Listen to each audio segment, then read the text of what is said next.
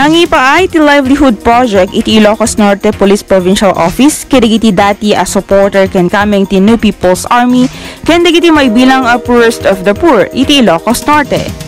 Dua akalding tinaipaay kadakwada mabalin a pangrugyan tapnon adanayon a pamastrakan.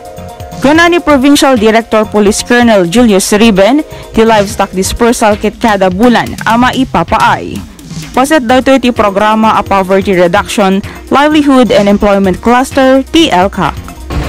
Yung distribution ng pangkabuhay naman ng police, animal dispersal or livestock dispersal program natin na buwan-buwan natin ginagawa.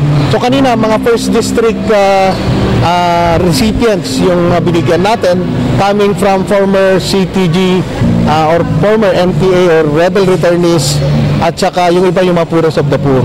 Mamaya sa program natin sa Napolcom mamimigay ulit tayo sa second district naman. The same, mamimigay ulit tayo ng mga female na goats. This is in line with the Poverty Reduction, Livelihood and Employment cluster ng LCAC. At ito ay under ng Community and Service-Oriented Policing Platform na sinusulong ng ating National Police Commission. This is a humble contribution of the Ilocos Norte Police Provincial Office to help alleviate the plight of the citizenry, lalo ngayong may pandemya.